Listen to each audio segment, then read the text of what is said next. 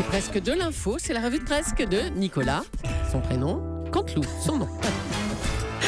Ce matin, c'est donc notre ami Guillaume Durand qui est avec nous. Guillaume. Oui, prénom Guillaume, nom Durand, très original. Et bonjour, bonjour à vous qui écoutez, à moi qui m'écoute, Oui. Julie, Maxou, Natacha, Jean-Marc Lolo. Dites donc, alors, je vais vous raconter un truc, bonjour. Quoi Il m'arrive un truc, j'arrive en tacos ce matin, en taxi, pardon, Club Affaires Premium plus.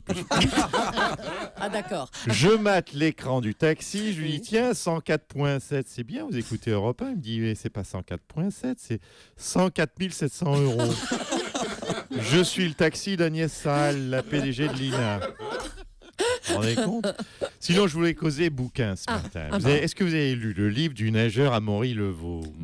Sexe, drogue et natation, c'est ça ? Voilà, c'est Oui. ça. Un livre qui ne sort pas d'ailleurs, vous l'aurez remarqué, aux éditions Plomb. Sinon, il aurait coulé. Oh, remarquable. Voilà, j'ai une Guillaume. petite mise en Magnifique. jambe, mise en bouche, Parfait. gentille. Alors, un livre où Amaury Levaux balance tout, quitte à parfois aller trop loin, franchement. Alors, je lis un passage. Ouvrez guillemets. J'ai vu lors d'une soirée défiler à quatre pattes une célèbre chanteuse à moitié nue avec un collier de chien autour du cou.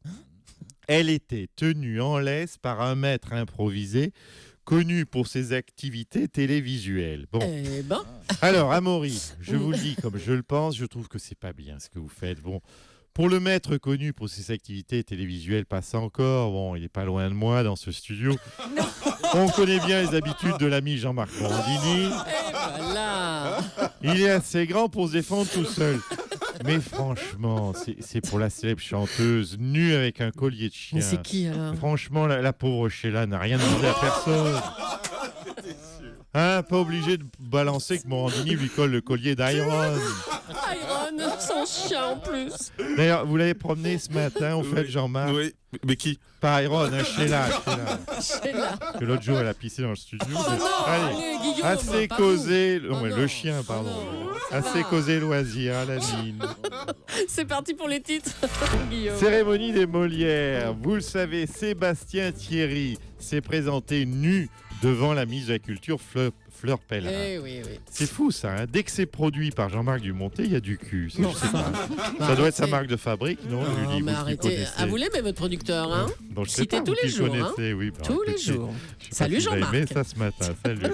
Oui, alors Sébastien Thierry a montré, comment dire, il a montré sa tige à fleurs. Mais attention, message à Sébastien. Non, mais je s'en fous. Des hommes tout nus. Elle en a déjà vu, Fleur Pellerin. Si vraiment il voulait la choquer, la ministre, il fallait qu'il se déguise en livre. Oh là là, la vacherie, mais vous êtes pas bien. Allez, premier étage avec ascenseur. Le Parisien a révélé que 3% des Français Ils sont fous, non ? ont déjà fait l'amour. Mais Julie, écoutez-moi, allons, remettez-vous.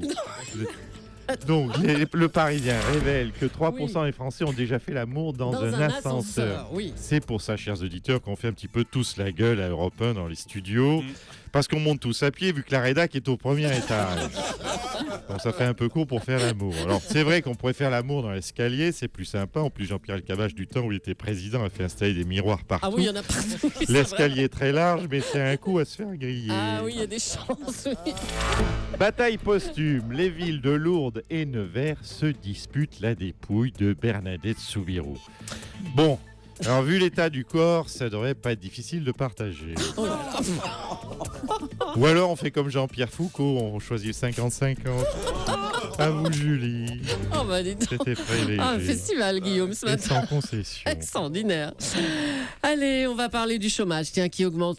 Un nouveau record, 15 000 demandeurs d'emploi en plus au mois de mars. François Hollande, c'est terrible, hein ? Pardonnez-moi, dis donc, je repense à Sébastien Thierry. Oui. Si le Molière de la meilleure actrice, Marie Gidlin, veut venir protester, complètement nue à l'Élysée, elle est la bienvenue. Mon rôle est d'écouter la culture, surtout quand elle est à poil. Ah, c'est tout ce qu'on aura comme commentaire sur le chômage. Bah écoutez, on vous laisse alors. On va parler des ponts du mois de mai, par exemple. Ils arrivent et on va en parler avec Nicolas Sarkozy. Un petit commentaire, monsieur Sarkozy. Écoutez, malheureusement, j'ai une mauvaise nouvelle pour nos concitoyens, nos compatriotes, les Français. Cette année, chers compatriotes, le 1er mai, 8 mai tombe vous le savez, cher Julie Leclerc, tombe... Bah, un vendredi. Hein Non, monsieur Sutek, il tombe... Enfin oui, mais cette année, le 1er mai et le 8 mai, il tombe sous la présidence Hollande. Hein?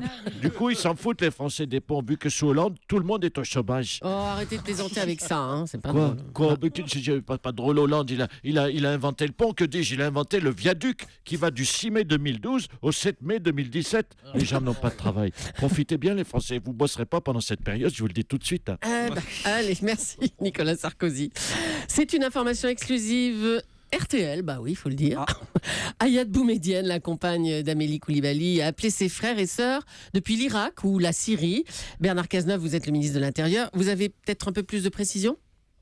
Mesdames, Messieurs les députés, Monsieur le commissaire, Messieurs de la technique, Messieurs les jurés, Maxou le stagiaire. Oui, nous avons, grâce aux forces républicaines de police et au plan Vigipirate, renforcé des nouvelles... Branche Vigipirate renforcée, pardonnez-moi, je savonne rarement. Nous avons donc des nouvelles d'Ayad Boumedienne. Et je ne suis pas peu fier de vous dire que nous avons son portrait robot. Ah, bah, c'est bien ça va faire avancer. C'est bien, oui et non. Car son portrait robot, chère Julie, c'est avec un niqab, sa burqa intégrale. Du coup, on n'est pas beaucoup plus avancé. L'idéal, je le dis, c'est qu'elle s'auto-dénonce comme Sid Ahmed Ghelam. Je ne le dirai jamais assez aux terroristes. Auto-dénoncez-vous, ça rend beaucoup plus facile le travail des forces républicaines de police. C'est certain. Et de gendarmerie. Merci beaucoup Bernard Cazeneuve. Jean-Marie Le Pen aurait caché en Suisse plus de 2 millions d'euros sur un compte HSBC. Marine Le Pen, bonjour. Oui, Alors, sourire gêné. alors, vous qui avez tellement donné de leçons de morale à la classe politique, ces révélations sont graves hein, quand même. Oui, bon, écoutez, cher Julie Leclerc, ça va, ça prouve qu'on est devenu, oui, un grand parti. Nous magouillons comme les autres partis. Il y a l'UMP et le PS qui font l'UMPS, vous le savez. Au Front National, nous avons l'HSBC. Papounet est HS et nous allons baisser. HSBC, c'est drôle. Oui, non d'accord, très très drôle. Ils m'ont frontiste. Le plus étonnant, Marine Le Pen, c'est que ces 2 millions d'euros sont en lingots et pièces d'or. Hein, ça sonne comme un trésor. Il vient d'où cet argent ? Écoutez, c'est parce que dans sa jeunesse, papa était un pirate. D'où le bandeau noir sur l'œil. Oui. Ah bon oui. Attendez, c'était ça le bandeau ? Mais bien sûr, et comme tous les pirates, en mer du Sud, il a trouvé des coffres au trésor remplis d'or. Bon, et voilà. On va pas en faire une montagne non plus. Au Front National, un type comme Johnny Depp, hein, dans Pirates des Caraïbes. Oui. Et voilà, c'est ça. Au Front National, Papounet est très Johnny et Philippot est très Depp. Humour frontiste et homophobe. Sourire crispé. C'est bon pour aujourd'hui. Merci beaucoup. Le bébé du prince William et de Kate Middleton se fait attendre, mais l'accouchement pourrait avoir lieu d'une minute à l'autre. Hein, cela dit. Ah oui. Non. Que d'émotion. Je suis tous émoustillé, tout excité. Un petit bébé va naître, mon petit enfant. Oh non, arrêtez. Est-ce que j'aurai une petite fille ou un petit garçon? C'est le suspense. Je ne tiens plus en place. Regardez, j'ai acheté une Sophie la girafe qui queen. Oh non, mais... Je suis ému. Attendez, monsieur Giscard d'Estaing, vous parlez de votre petit-fils. Comment ça, votre petit-fils? Mais oui, mon fils. Mais enfin, même, auriez-vous déjà oublié mon idylle passionnée avec les idées Oh non, arrêtez. de cet amour interdit naquit le prince William, mon fils, qui aujourd'hui attend à son tour un heureux événement. Oui, bon.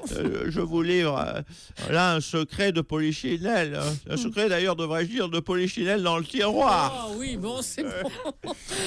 L'humour de l'UDF. Merci beaucoup, monsieur Giscard d'Estaing. Allez, on en parlait dans les titres. On va revenir au livre du nageur Amaury Levaux. Il décrit une scène où un des nageurs de l'équipe olympique française prend de la cocaïne et ça se passe pendant les JO 2012 à Londres. Ben bravo. Je dis bravo les JO de London 2012. Bravo monsieur le maire de Londres. Bonjour Bertrand Delanoë. Bonjour à tous et bonjour à Maxime Swimsack. C'est presque ça. Bonjour Bertrand Delanoë. C'est un vrai nom de nageur ça, Swimsack. Il swim, mais il reste sec. Dites donc, on se droguait au JO de Londres, non, je dis bravo. Ce n'était plus un village olympique, c'était une salle de shoot géante. C'est ça qu'on est en train de nous dire. Parce que vous pensez que si Paris avait gagné l'organisation des JO, ce qui ne s'est pas passé malheureusement, ça n'aurait pas pu avoir lieu, ça? Mais certainement L'histoire de pas. drogue non. Certainement pas, car je serais personnellement passé chaque soir dans les chambres des athlètes pour surveiller qu'ils ne fument pas, qu'ils se défoncent pas, et surtout qu'ils non plus, qu'ils ne jouent pas avec leur matériel sportif. Si j'attrapais un perchiste Oh là là. en train de jouer avec son matériel ou celui de son voisin, il m'aurait entendu. Ouh, la vilainie. Ah, la belle Nicolas chute. Canteloup, jolie chute, effectivement, la Villénie. Merci Nicolas, qu'on retrouvera demain évidemment à 9h moins le quart sur Europe 1.